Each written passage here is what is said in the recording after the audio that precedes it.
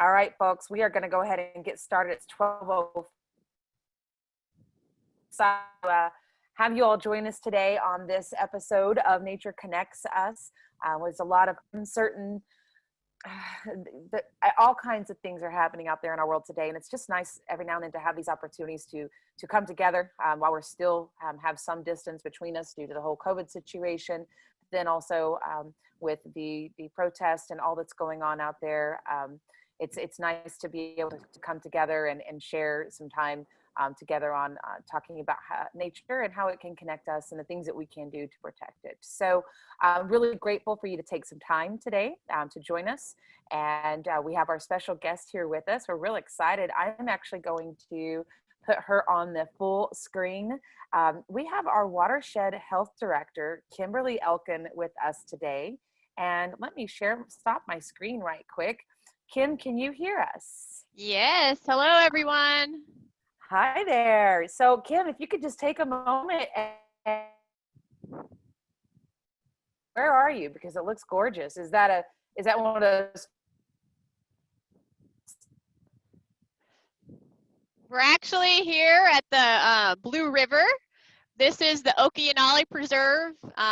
It's about 3,598 acre preserve in south central Oklahoma. So behind us we have the Blue River, and we have approximately 2 miles of the Blue River on our preserve. So that's the background you hear her behind me. This is known as Okeanali West. So hope you guys enjoy the view today.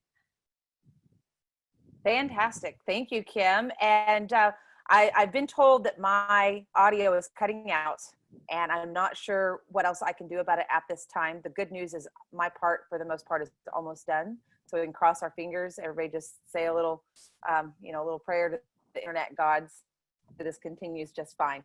So Kim, one thing we are going to go ahead and do is go ahead and get started with your presentation about protecting Oklahoma watersheds. So I am going to share your presentation, and everybody at home, you should be able to see that on the screen now. I'm going to go on mute, and we're going to turn this over to Kim. She's going to talk to us for about 15 minutes. And then after that, we will open this up for a Q&A session where you can ask your questions live to Kim here on Zoom. And the way that you can do that is you can submit your questions via the chat or via the Q&A button at the bottom of your screen. So you have two options. All right, Kim, this is all you. Take it away. All right. Well, welcome again, everybody. I'm really glad you all could join today. We're going to talk a little bit about our Watershed Health Program here in Oklahoma with the Nature Conservancy. It is a statewide program, but towards the end of this presentation, I'll talk a little bit about some of the priority watersheds that we've been working in. This program is actually 8 years in the making. At the end of this month, we will have been working in this program for about 8 years with the Nature Conservancy here in Oklahoma. And as I mentioned before, the Blue River behind us is about 141 miles long. Eventually it flows, we're kind of near the headwaters of the Blue River, and it eventually flows down south to Durant and will end up in the Red River. And so I'm sure a lot of you are probably wondering, what is a watershed? So next slide. So a watershed is basically just an area of land that drains all the streams and the rainfall to an outlet, such as a reservoir, a lake, it could be even another river, another stream. And so like I said, with the Blue River, this one eventually flows all the way to Durant. That provides the drinking water for the city of Durant, and eventually ends up in the Red River, or what we know as Lake Texoma. And so when you think about a watershed, wherever you are standing, you are in a watershed. And so you think about the water cycle, and you think about rain, precipitation, all those things falling on the landscape and eventually ending up in the stream, in the river. That's what a watershed is. And actually a unique thing about the Blue River is that much of its water comes from groundwater. And I'm sure a lot of you on the phone have heard of the Arbuckle-Simpson Aquifer, where a lot of this water originates. And so we're up near those headwaters. And then eventually it feeds into the river system. And so, so a lot of you probably know what an aquifer is, basically just an underground lake. So this river is fed by both groundwater and surface water. Next slide. So what is the challenge that we're facing when it comes to our watersheds? There's a lot of watershed degradation that's going on. We have a lot of threats to water quality and water quantity. A lot of people refer to that as point and non-point source pollution. So if you think about point source pollution, there might be a pipe that you see going directly into a river, stream, or lake that could be sewage runoff, whatever it might happen to be. But then there's also non-point source where you have some urban runoff, agricultural runoff that'll end up in our systems affecting water quality and water quantity eventually. Next slide. So this picture I wanted to show you guys is just an area of a degraded stream. And so when you think about the stream bank, that area along the river, you think about all the erosion that's going on. A lot of those forces are natural, but there are a lot of ways that we as a society increase erosion into the rivers, whether it's mowing all the way up to the stream edge, you know, constructing in areas that could lead to a lot of erosion in those sites. And so I just wanted you all to see a picture of some stream bank erosion that will eventually lead to sediment in the water, which therefore affects the fish and the aquatic bugs that live there. Next slide. So how are we at Nature Conservancy addressing this challenge? So we have 6 actually priority watersheds that we are working in around the state. And with this map, it kind of gives you an idea where Oklahoma City is in the central part of the state and Tulsa up in the northeast. And so the Blue River is south central Oklahoma. Some people refer to it as southeastern. And on the Blue River, we have the Okeanali Preserve and 2 miles, like I mentioned earlier, of the Blue River that flows through it. And it's a great area to protect. It's got high biological diversity. It's one of only 2 undammed rivers in the state of Oklahoma. And so there's a lot of opportunity here. And it's also, you know, a big drinking water source for about 150,000 plus people. Like I mentioned earlier, it eventually flows down to the city of Durant. And some of the other places that we work in, southeastern Oklahoma, the Kiamichi River, we're actually getting ready to start a project with the Army Corps of Engineers, where we're looking at ways to improve the reservoir releases from Sardis Lake that's occurring there. There are a lot of endangered species, very high biological diversity. And we also have Cucumber Creek Preserve kind of in that area along the Arkansas Oklahoma border. That's where we have one of our preserves as well in the Kiamichi Mountains just north of Broken Bow. And we're doing water quality and macroinvertebrate monitoring there. And then also Spring Creek, which is northeastern Oklahoma, and the Illinois River, both over in that same area. We're working with the Spring Creek Watershed Coalition to determine some water quality threats that are going on there, as well as looking at some land conservation practices in those areas. And then the Illinois River, as many of you know and have probably floated the scenic Illinois River. It's one of a few scenic rivers that we have here in Oklahoma. And we have done a project on there, and I'll talk about it here in a little bit related to environmental flows. And then the last one that we're working on is the Glover River, which is also located down in southeast Oklahoma near the Kiamichi River. And it's also got high biological diversity, and it's also the other undammed river that exists in Oklahoma. Next slide. So what can we do? I know a lot of people on this call are wondering, you know, how can we improve watersheds? You know, we think about our daily action. So for instance, at the Blue River, the picture on the left, and actually the view we have behind me here, we're working on doing land conservation practices, removing cedar trees. And I don't know if a lot of you know this, but cedar trees take up a lot of water. And even though technically the eastern red cedar is native to Oklahoma, because we've removed fire from the landscape, eastern red cedars have taken over, and so they also remove a lot of water. And so getting rid of those helps the landscape and also helps the flow of the water in the stream. So those are some of the practices that we're working on at the preserve, in addition to monitoring the biological diversity in the river. And then I mentioned earlier Cucumber Creek. There's a picture on here of someone monitoring for macroinvertebrates, and one of the best ways to really to look at water quality is to look at the macroinvertebrate diversity. And it's actually very high in Cucumber Creek. There's not a lot of urbanization around there. It's a very rural, remote area. And so looking at those changes that might be going on as it relates to how many macroinvertebrates are in the stream, all ties back to water quality.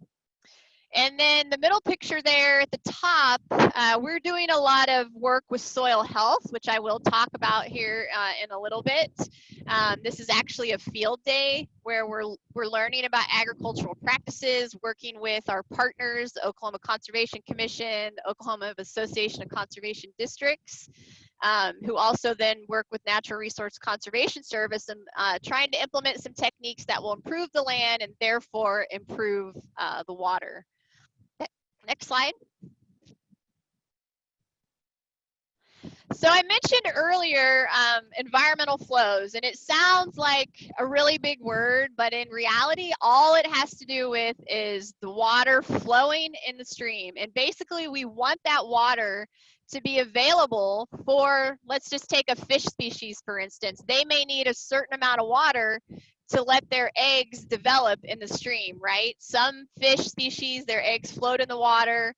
Some are laid on the underneath sides of rocks. And so having adequate flows during certain times of the year, what we refer to as a seasonal flow, is really important for the biological diversity of that stream. And so all the components that I have listed on this graphic are what goes into setting environmental flows. So you're looking at the hydrology, that water flow that's in the stream. You're looking at the biology, all the different critters, water quality. You know, how is everything connected? Where do all the streams come into that system, and from the headwaters all the way down to the larger rivers? And then also looking at geomorphology, you know, how is that system shaped? What type of substrate is there? You know, what is the, what we refer to as the wetted perimeter of the stream, like from water's edge to water's edge, and how does that vary over the year? As we know, with droughts and floods, it completely changes the outlook of the river and stream that we're working in. Next slide. So I mentioned soil health. How does soil health improve watersheds? So this picture here on the left is actually the Chicaskia River watershed. And we actually have a GIS analysis that we've been working on amongst our chapter folks to try to identify areas where we can go in and improve the land management, i.e. the soil health related to farms and ranches. And so one of the ways is planting cover crops. So instead of having your field, you know, bare during the winter time, you can have cover crops during the time period to kind of keep that sediment in place, to kind of keep the nutrients in the soil. And then also looking at things such as, you know, minimal to no tillage. So basically by not tilling up the land, we actually create a better holding capacity for the water. Therefore, that water is not running off directly into the stream, you know, increasing sediment and leading to issues with fish and bugs in the water.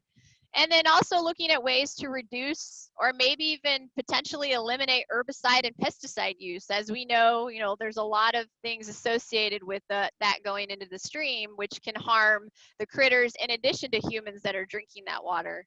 And then also just implementing things like crop rotation, you know, rotating from year to year, every couple years, and looking at the proper nutrient management, how much nitrogen, how much phosphorus, the right amount, the right time of year. And so we have been participating a lot in soil health field days put on by the Conservation Commission, learning about all these techniques and working with landowners across the state to improve eventually our water. So just think about it, the land is directly tied to the water, and what we do on it impacts that.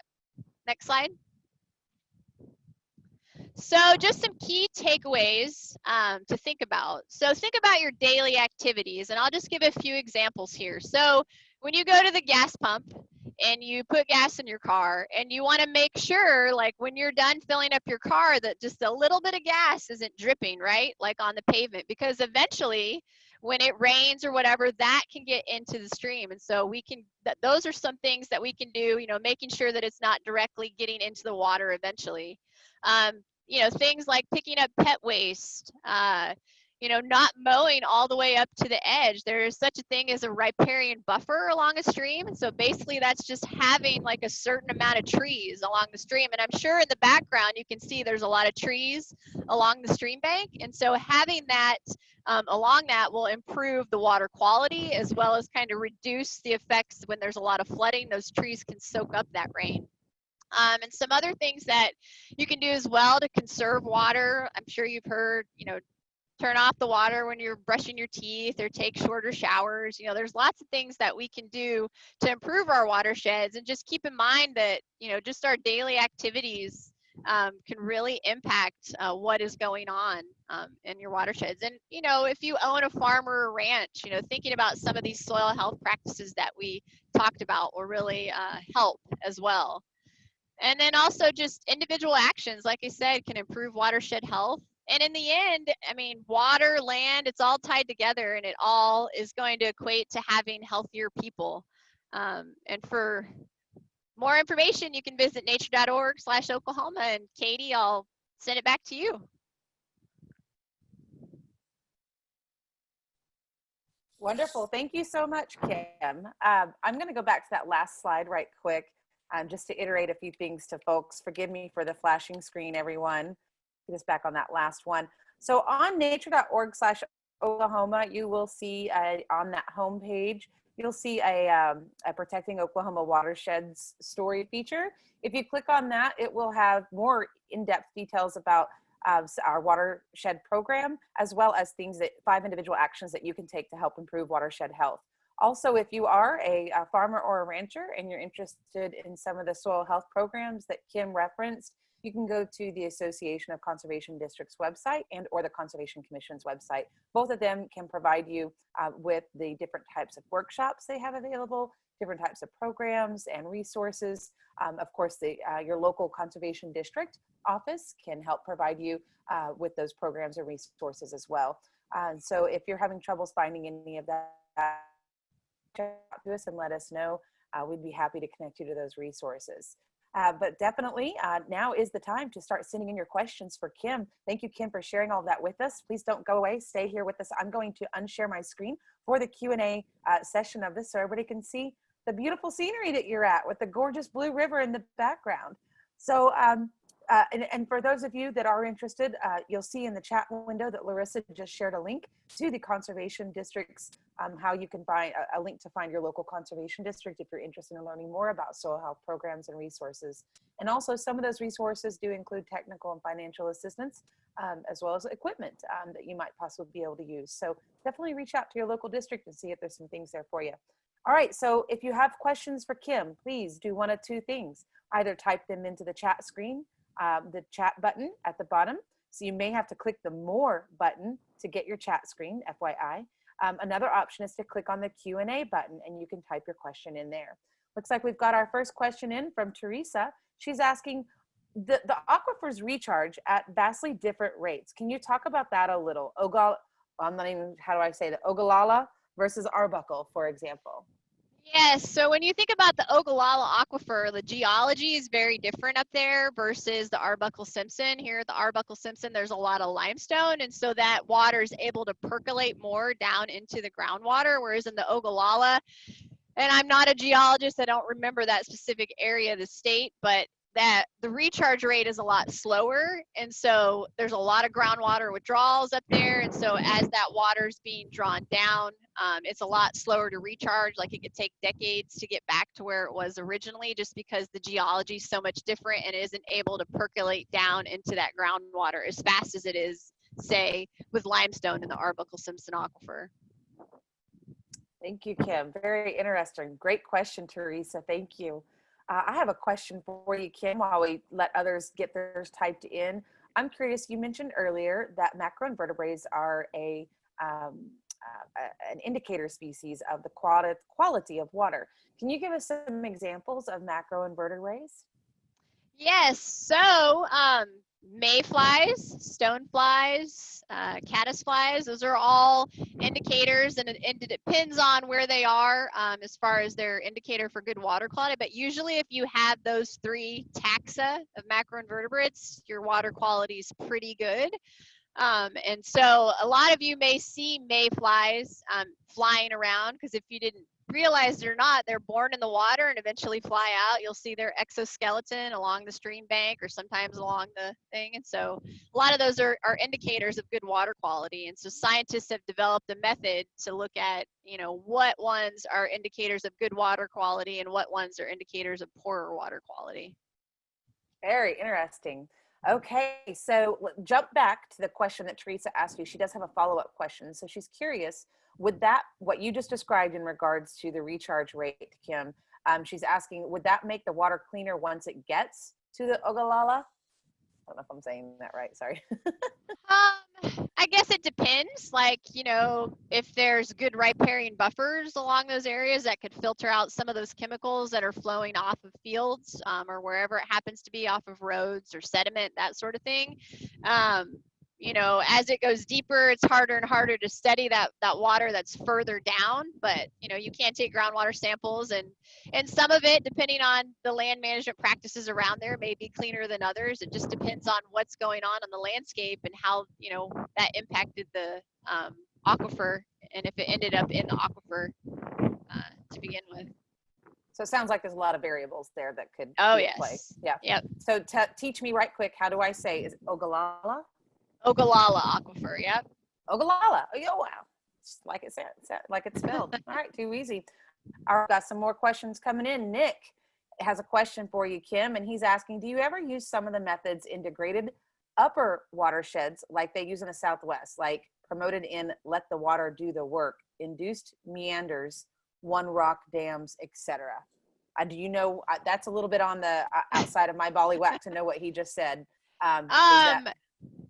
Well, and, you know, as far as using those methods related to the geomorphology component, when we talked about that with environmental flows, I mean, we haven't looked at those comparisons between the two, but I know that the streams that we have studied, mostly on our preserves, where we've looked at the meandering and the natural channel design, that sort of thing, we've looked at that geomorphology and studied what they call the Roskin methodology, if you're familiar with that. So we haven't really done a comparison in the Southwest. We don't really have as many projects there, but I'm hoping with our partnership with the Conservation Commission and Association of Conservation Districts, we'll be working in that area more.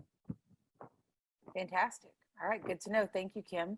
Larry Hill is asking, what work, if any, is being done with the rivers of Northwest Oklahoma? Well, that's a good question. You know, a lot of the work that Nature Conservancy does is preserve based. And so out in Northwest Oklahoma, we have our Fork Canyon Preserve, which has the Canadian River on it, approximately 3 miles, I think, of the Canadian.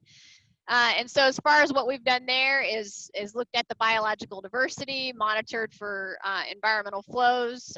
But as far as like our impact in Northwest, it's been pretty limited just because we don't have as many preserves in that area. But we do know of some partners like the Fish and Wildlife Service and others that have worked in that part of the state, particularly on the Canadian River. Fantastic. And as far as those partners, Kim, would one of those programs maybe be the Blue Thumb program with the Conservation Commission? I'm not sure about their outreach in Northwest Oklahoma. I'm more familiar with it on the eastern, east of I-35 and then kind of down in the south. But if there's somebody on the call that could answer that might be with the Conservation Commission, I don't want to speak for them. No worries. And Larry, if you would like additional information, you are welcome to email us, and we can also do some additional research to further answer your questions. So we'll share email addresses here towards the end. Let's see here. We got a lot of questions coming in, Kim, so don't go anywhere. Let's see what's your next one. Colleen is asking, are all the dams Corps of Engineer dams? No. A lot of the large dams over like a certain height are Army Corps of Engineer dams. So for instance, I mentioned Sardis Reservoir on the Kiamichi River. That's an Army Corps of Engineers dam. but there are natural resource conservation dams that people use for flood control that are a lot smaller on their properties. So yeah, the answer to your question is they're not all Army Corps, but usually when you're driving around and you see these large lakes, they are monitored and, you know, by the Army Corps of Engineers. All right, super, thank you.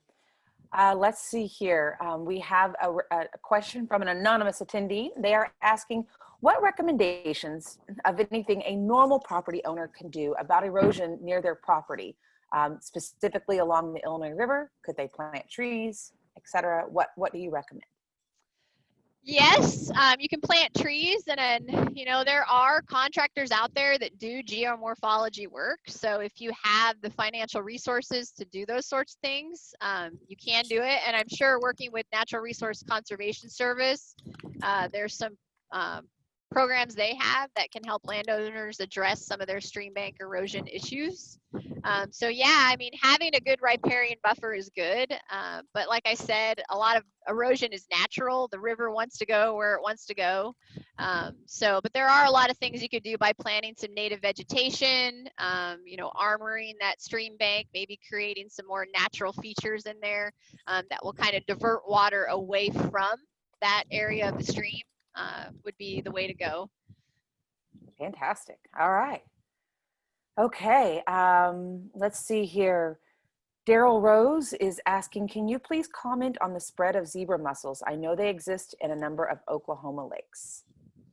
Yes. As far as I know, yes, they are in Oklahoma. I know they're in the Arkansas River, kind of that northeastern part of the state. I honestly don't know how far their extent has come from there. I don't know if it's reached central Oklahoma yet, but I do know that they are in northeast Oklahoma and some of those lakes there. Okay, fabulous. And I know that I've seen signs as well. It looks like the state has been placing some educational and outreach messaging throughout the state at different reservoirs. So that was good to see.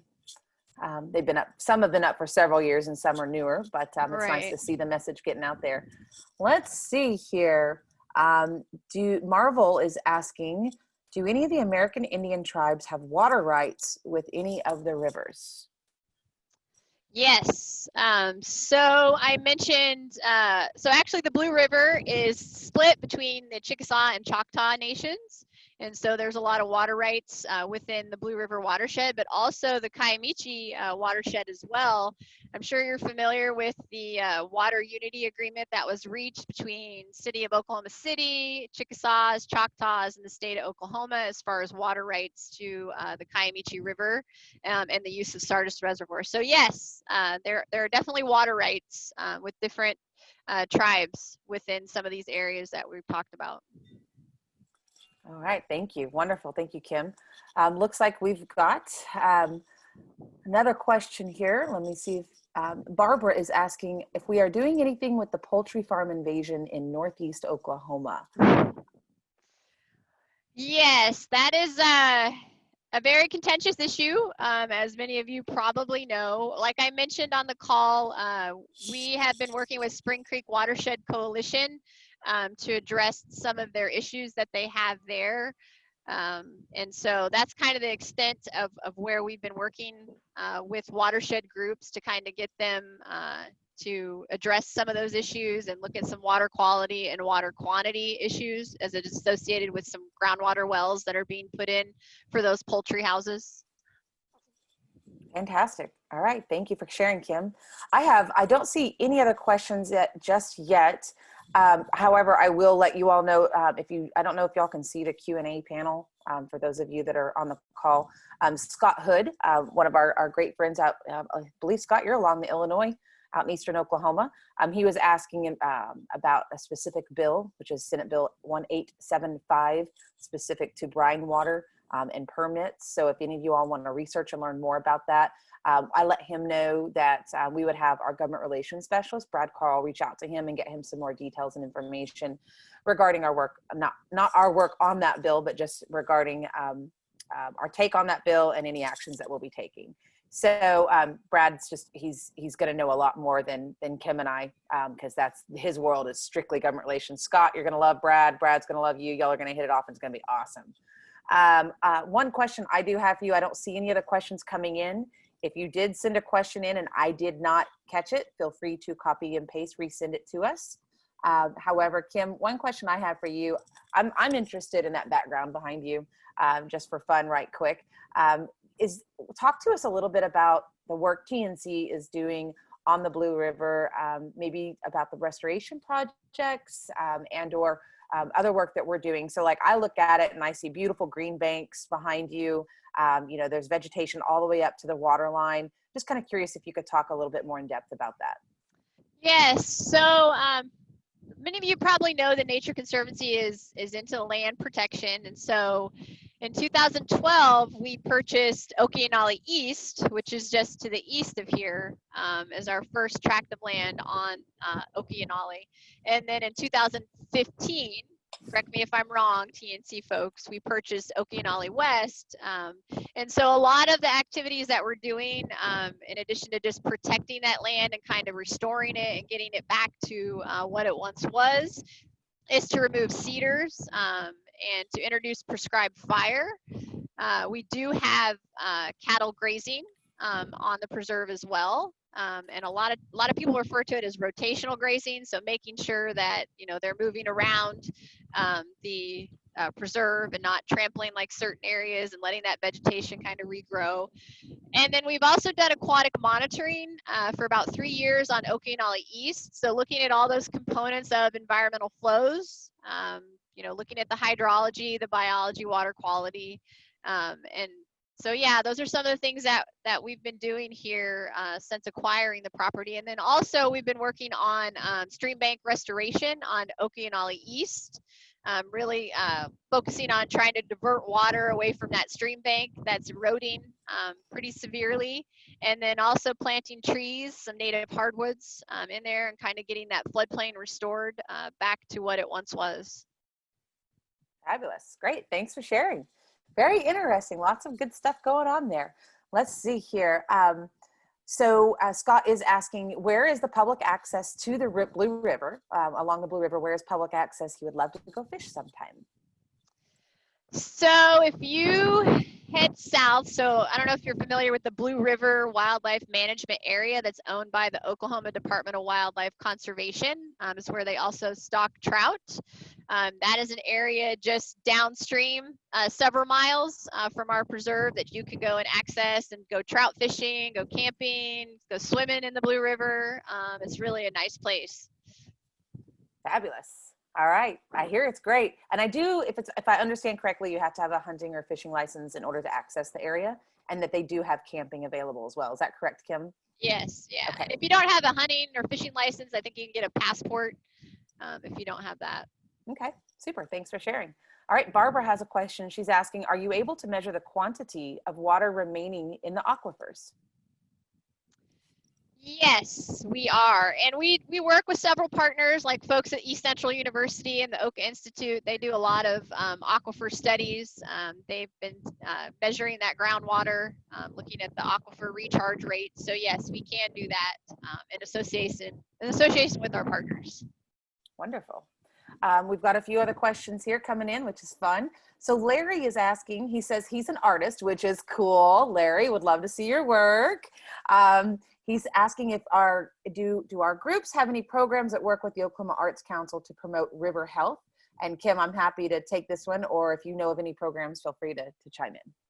I will pass that to you because I'm not aware of any. Okay, I am not aware of any either. However, Larry, we have partnered with artists in a variety of different ways over the past, everything from just a variety of different ways. So I would be happy to follow up directly with you, Larry, and just learn more, and maybe if you have any ideas or whatnot, or if the Arts Council is interested, would love to further that conversation. But we have done a few things here and there, art shows, nature and art series, things like that. So it's something that we'd be definitely willing to entertain.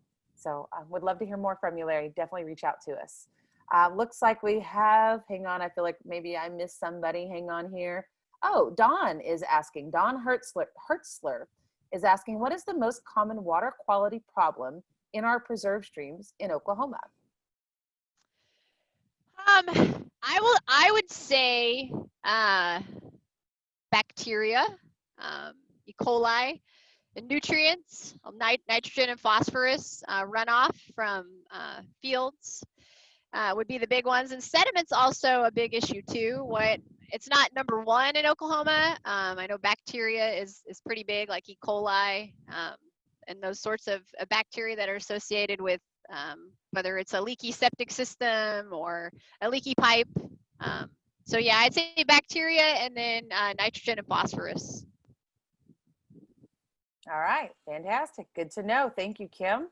Let's see here. Julie Matson is asking, are there any future restorations planned for the lower Mountain Fork River after the flooding and rebuilding of that lower system? I am not aware of any. We work in Cucumber Creek, which is just way upstream of the Mountain Fork River.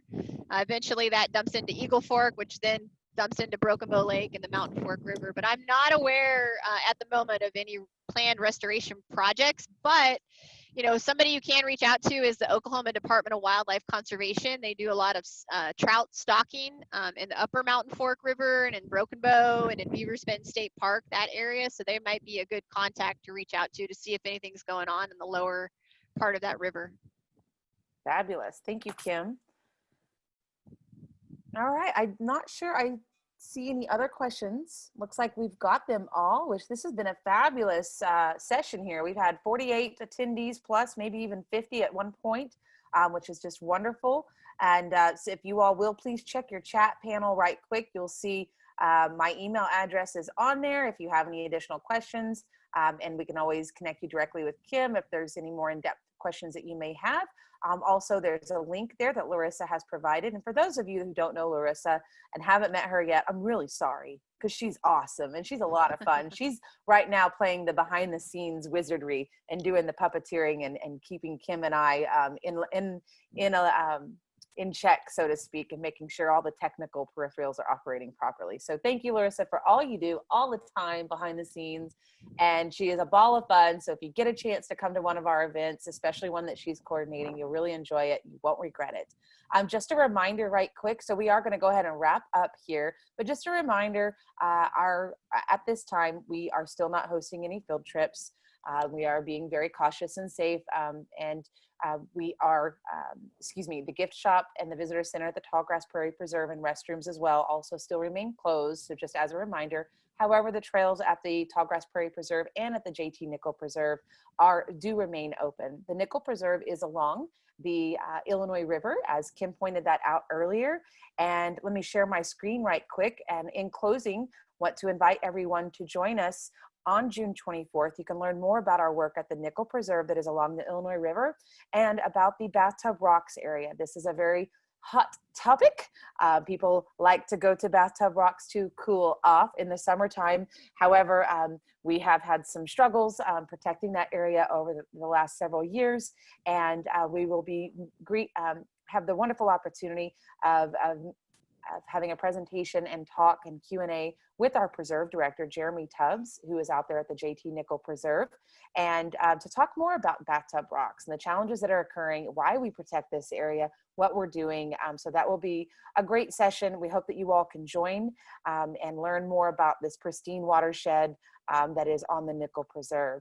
Kim, big thank you. This was a wonderful day. We greatly appreciate you joining us and sharing with us about the Watershed program. We're very grateful to have that opportunity. So any closing thoughts from you? No, I just say enjoy the day. It's one of the cooler days of the week. So enjoy the outdoors while you can before it gets hot again. You bet. Yes. Thank you. And we've got some thank yous coming in. Teresa and Nick are saying thank you so much.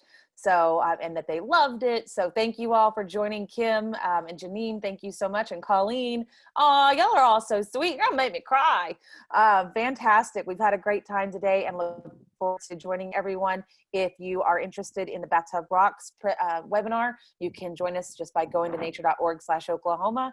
click on the Nature Connects Us webinar series, and that will take you to all of our upcoming, that page will always be updated with our upcoming webinars. We do plan to continue these.